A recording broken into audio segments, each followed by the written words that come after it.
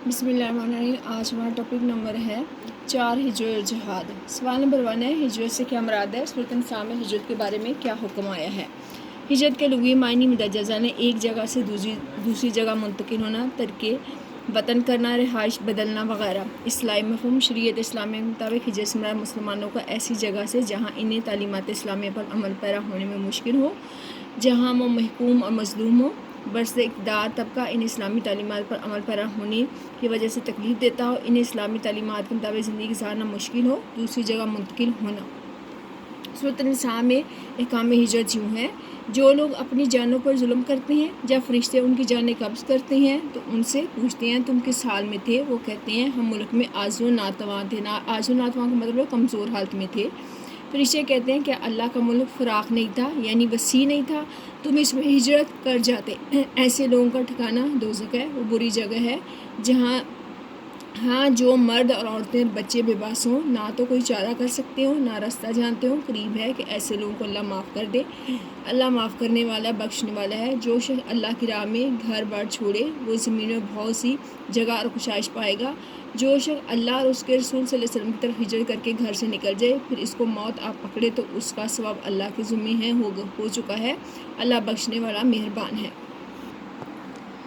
ہجرت ایک فرض ہے۔ کس حالت میں فرض ہے؟ جب مسلمانوں کی ہجرت ایک فرض ہے جب مسلمانوں کے لیے دارالکفر میں تعلیمات اسلامی کے مطابق زندگی گزارنا مشکل ہو جائے تو انہیں دارالاسلام، جہاں انہیں اسلام کے مطابق زندگی گزارنے کی آزادی ہو، کی طرف ہجرت کر جانا چاہیے، جیسے صحابہ رضی اللہ عنہم نے 2 دفعہ حبشہ کی طرف اور حضور صلی اللہ علیہ وسلم نے اپنا پیرا وطن مکہ چھوڑ کر مدینہ کی طرف ہجرت فرمائی۔ دوسری بات، ان آیات میں جو بیان کی ہے کہ جو لوگ اپنے اوپر ظلم کرتے ہیں، یعنی کافروں کے ساتھ مل رہے ہیں اور ہجرت نہیں کرتے، تو فرشتے مرتے وقت ان سے پوچھتے ہیں کہ تم کس دین پر تھے؟ وہ کہتے ہیں ہم تو مسلمان تھے، مگر ضعیف و کمزوری کی وجہ سے دین کی باتیں نہ کر سکتے تو ان سے فرشتے کہتے ہیں اللہ کی زمین تو بہت وسیع تھی، تم ہجرت کر سکتے تھے۔ تو ایسے لوگوں کا ٹھکانہ جہنم ہے۔ پہلا تھا ہمارا ہجرت کرنا فرض، دوسرا اس میں ہجرت نہ کرنے والے ظالم ہیں، یعنی جن کو اللہ تعالیٰ کا حکم آئے اور پھر وہ کہیں کہ ہم نے ہجرت نہیں کی، ہم کمزور تھے اس وجہ سے، تو فرشتے ان سے کہیں گے کہ تمہارا ٹھکانہ جہنم ہے۔ مجبوروں کے لیے ہدایت: ہاں، باقی جو ریالٹی میں مجبور ہیں، ضعیف ہیں، عورتیں ہیں، بچے ہیں، بوڑھے اپنی کمزوری کی وجہ سے ہجرت نہیں کر سکتے تو ان کے لیے معافی ہے۔ قریب ہے کہ ایسے لوگوں کو اللہ معاف کر دے۔ پھر ترغیب ہجرت اور مہاجرین کی تسلی ہے کہ ہجرت کی ترغیب میں مہاجرین کی تسلی ہے کہ جو شخص رضا الہی کے لیے ہجرت کرے اور اپنا وطن چھوڑے گا تو اس کے لیے رہنے کے لیے بہت جگہ ہے، یعنی اسے گھبرانے کی ضرورت نہیں ہے۔ اللہ اپنا گھر پر چھوڑ دے گا تو اللہ تعالیٰ اس کے لیے اور جگہ دے گا۔ ہم نے سورۃ الانفال میں پڑھا تھا نا کہ اللہ نے تمہیں ٹھکانہ دیا اور تمہارا رزق میں اضافہ کر دیا مدینہ ہجرت کرنے کی وجہ سے، تو اسی طرح سورۃ النساء میں اللہ تعالیٰ فرما رہے ہیں۔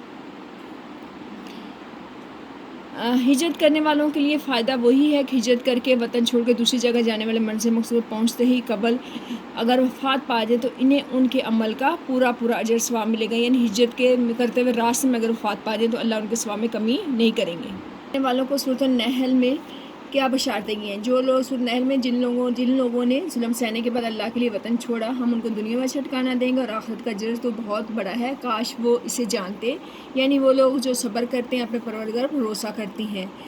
دنیا میں بہترین ٹھکانہ کا مطلب ہے کہ دنیا میں اللہ تعالیٰ انہیں خوشحالی اور اچھا ٹھکانہ دے گا، اور آخرت میں ٹھکانے کے یعنی ان کے اجر و ثواب یہ ہے کہ اللہ تعالیٰ ان کے جنت میں جگہ دے گا۔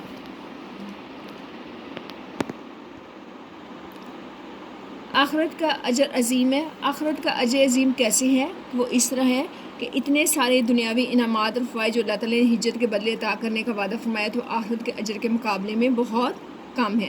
جو بلند مقام، عظیم الشان مدارج آخرت ملیں گے، ان کا اندازہ ہم نہیں کر سکتے دنیا میں، کیونکہ دنیا اور آخرت کی نعمتوں میں زمین و آسمان کا فرق ہے۔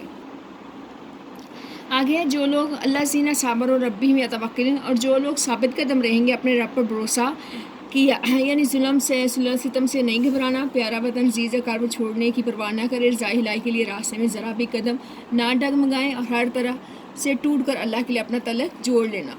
ہجرت اللہ کی رحمت اور محبت کا سبب ہے، اور جن لوگوں نے آزمائشیں اٹھانے کے بعد ترک وطن کیا اور پھر جہاد کیا، ثابت قدم رہے، تو بے شک ہمارا پروردگار ان کی آزمائشوں کے بعد بخشنے والا، ان پر رحم کرنے والا ہے۔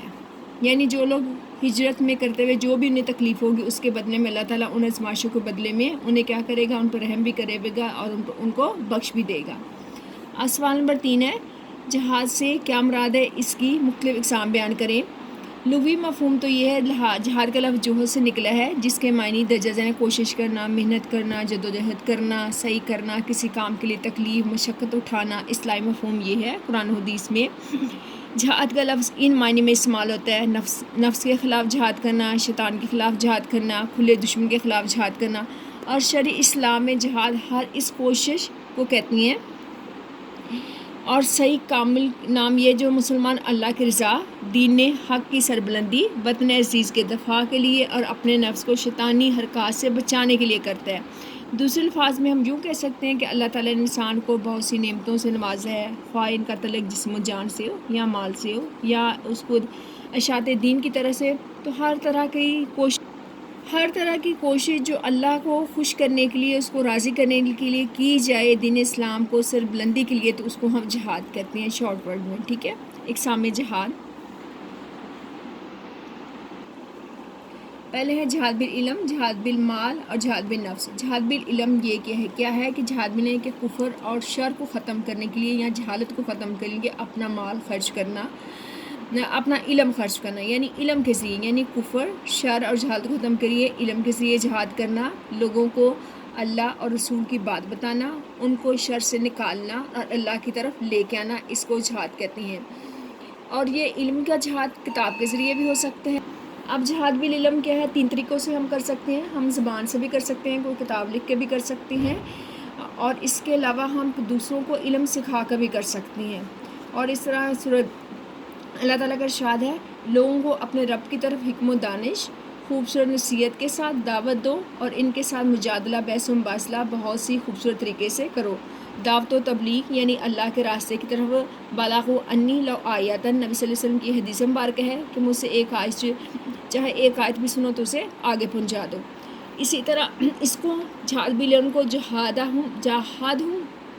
جہادہم بہی جہادن کبیرہ، ان سے اس قرآن کے ذریعے بڑا جہاد کرو، اور اس کو جہادن کبیرن کہا ہے جہاد بالعلم کو۔ جہاد بالمال کیا ہے، اللہ کے راستے میں مال خرچ کرنا، جہاد بالمال کہتے ہیں۔ جہاد بالنفس، قتال کی ضرورت ہر وقت پیش نہیں آتی بلکہ اکثر ہمیں مالی جہاد کی ضرورت پڑتی ہے۔ انفاق فی سبیل اللہ، اللہ کی راہ میں مال خرچ کرنے کا حکم دیا گیا ہے۔ جہاد بالنفس کا ذکر وہاں ہے جہاں جہاد بالمال کا ذکر پہلے کیا گیا ہے، اس لیے اللہ تعالیٰ فرماتے ہیں فضل اللہ المجاہدین باموالہم وانفسہم علیہ القاعدین درجۃ، اللہ تعالیٰ نے مال اور جان سے جہاد کرنے والوں کو گھر میں بیٹھے رہنے والوں پر فضیلت دی ہے۔ جو شخص اللہ کی راہ میں مال خرچ کرتا ہے تو اللہ تعالیٰ کی طرف سے اس کے لیے 700 گنا تک اجر ہے۔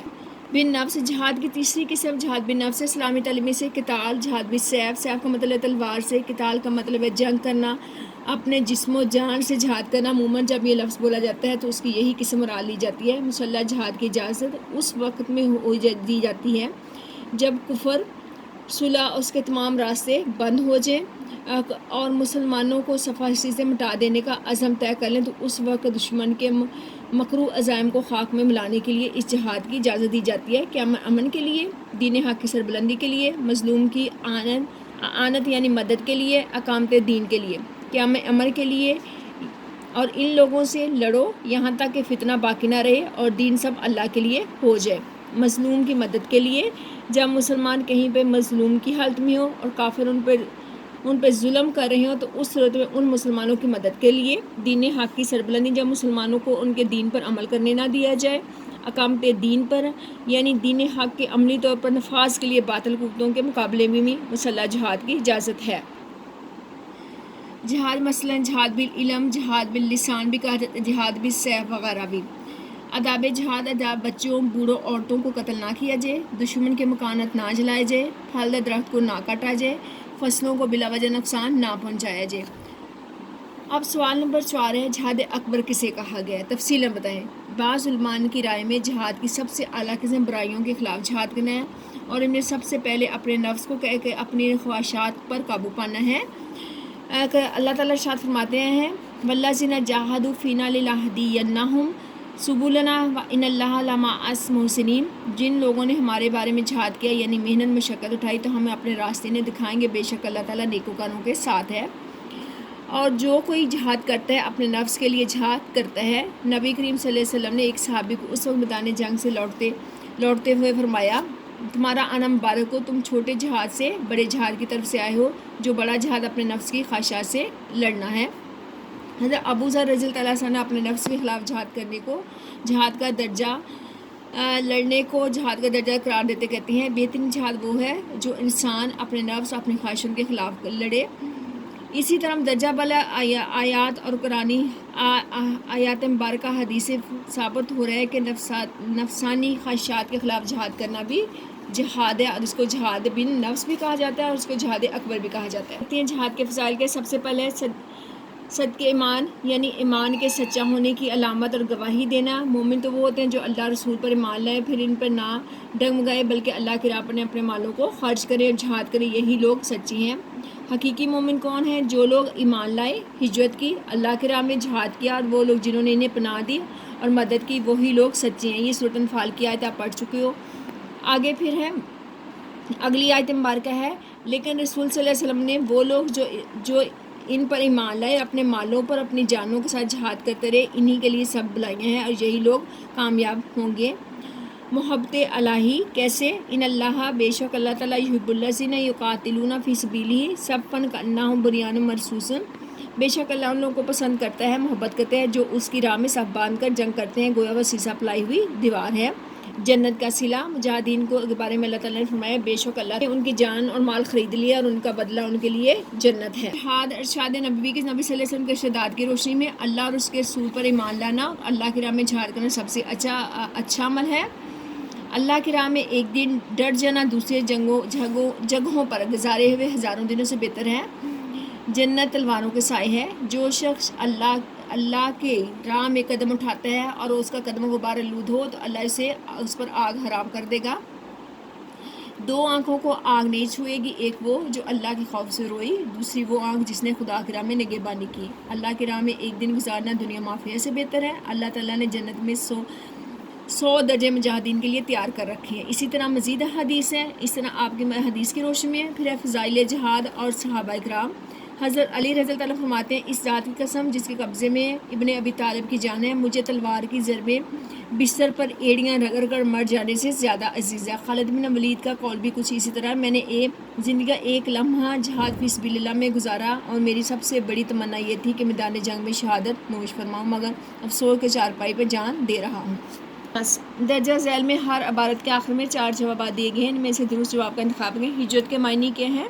ایک جگہ چھوڑ کر دوسری جگہ منتقل ہونا۔ دوزخ ٹھکانہ ہے کن کا؟ دوزخ ٹھکانہ ہے برا۔ اللہ کے لیے ہجرت کرنے والوں کے حقدار قرار پاتے ہیں رحمت کے۔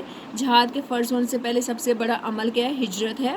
جہاد کے معنی ہے کوشش کرنا۔ جہاد کی سب سے اعلیٰ قسم ہے جہاد بن نفس۔ جہاد کی اقسام ہے 3۔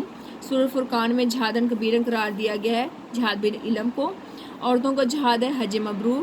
جہاد اکبر سے مراد ہے شیطان کے خلاف لڑنا، اور جہاد کی کس قسم کی کوشش کا نام ہے؟ منظم کوشش۔ آگے ہیں آپ کے مختصر سوالات۔ جہاد کے معنی، مفہوم کیا ہے؟ اسلام میں ہجرت سے کیا مراد ہے؟ یہ وہی والے جو لانگ کوشچن میں بتائیں وہی ریپیٹ ہو رہا ہے آپ کا۔ مفہوم سورۃ النحل والا یہ بھی میں پہلے لانگ کوشچن میں بتا چکی ہوں۔ اس کے بعد ہے بلا عذر ہجرت کرنے والوں کو کیا وعید سنائی گئی ہے، یہ بھی اس میں تفصیل میں آ گیا۔ آگے اگلا سوال ہے جو لوگ عاجز ناتواں ہونے کی وجہ سے باوجود ہجرت نہ کریں ان کا کیا حکم ہے؟ تو ان کے بارے میں ان کے لیے اللہ نے چھوٹ دی ہے۔ جو لوگ مجبوری کی بنا پر ہجرت نہ کر سکے ان کے لیے کیا حکم ہے؟ ان کے لیے بھی چھوٹ ہے۔ لیکن جو لوگ عاجز ناتواں نہ ہوں تو ان کے لیے کہ جہنم کی آگ ہے۔ والوں کا اجر کیا بیان کیا گیا؟ اللہ تعالیٰ نے ہجرت کرنے والوں کا اجر یہ بنایا کہ زمین میں کشائش ہوگی اور آخرت میں ان کے اجر ثواب دیں گے۔ اگر راستے میں موت آ جائے تو ان کا ثواب اللہ کے ذمے ہے۔ پھر جہاد کی اقسام کتنی ہیں؟ 3 اقسام ہے۔ پھر آگے ہے جہاد کے لغوی معنی کیا ہے؟ کوشش کرنا۔ جہاد بالعلم سے کیا مراد ہے؟ وہ جہاد جو علم سے کیا جائے اس کو سورۃ فرقان میں جہادن کبیرن کہا گیا۔ جہاد کے 2 فضائل ہے، اللہ تعالیٰ کی محبت کا ذریعہ اور حیات جاوداں یعنی ہمیشہ کی زندگی۔ جہاد بالمال سے کیا مراد ہے؟ جہاد بالمال وہ ہے جو مال سے کیا جائے۔ مجید میں قتال کس جہاد کو کہا ہے؟ قرآن مجید قرآن مجید میں قتال کس کو گیا ہے؟ قرآن مجید میں قتال کہا گیا میدان جنگ میں دشمنوں سے لڑنا. جہاد بن نفس سے کیا مراد ہے؟ نفس جسم و جان سے جہاد کرنا، حتی اللہ کے راہ میں دین کے دشمن لڑتے اپنی جان دینا. پھر جہاد اکبر کس کو کہا ہے؟ جہاں اپنی خواہشات کے خلاف جہاد کرنا. جہاد کا لغوی معنی کیا ہے؟ کوشش کرنا، محنت کرنا اللہ کے دین کے لیے. جہاد کی شرائط کیا ہیں؟ شرائط یہ ہیں: جہاد منظم کوشش ہو، نظم امیر ہو، ریاست کی طرف سے اس کا باقاعدہ اعلان ہو، علماء اس پر اجتماع ہو اور اس کی اجازت دیں. اہم ترین مقصد مظلوم مسلمان کی مدد کرنا اور اسلام کی اشاعت کرنا. عورتوں کی جہاد کو حج مبرور کہا گیا ہے کہ اس میں بہت مشقت ہوتی ہے. حج مبرور سے کیا مراد ہے؟ حج مبرور سے حج مقبول ہے، یعنی ایسا ہے جس کے مناسک صحیح طریقے سے ادا کیے اور اس کا اجر گناہوں سے مکمل اجتناب بری کر دینے کا ہے. انسان کو جو مال و دولت عطا کیا اس کا مقصد کیا ہے؟ اس کا مقصد یہ ہے کہ اسے اللہ تعالیٰ کی رضا کے لیے خرچ کیا جائے. اللہ کی راہ میں شہید ہونے والوں کی کیا فضیلت ہے؟ اللہ کی راہ وہ زندہ ہے اور تمہیں اس کا شعور نہیں، اس کے بارے میں اللہ کے وہ رزق پاتے ہیں. قرآن حکیم میں دعوت و تبلیغ کے کیا اصول بیان کیے ہیں؟ وہ 2 اصول بیان کیے ہیں کہ اول تو یہ کہ اللہ کے راستے کی طرف حکمت و دانش سے بلایا جائے، اور دوسرا یہ کہ ان کے مجادلہ بحث کیجیے. یہ 2 اصول بیان کیے. افضل جہاد کون سے؟ افضل جہاد یہ ہے کہ جہاد بالنفس یعنی جہاد بالقتال ہے. جزاک اللہ. السلام علیکم.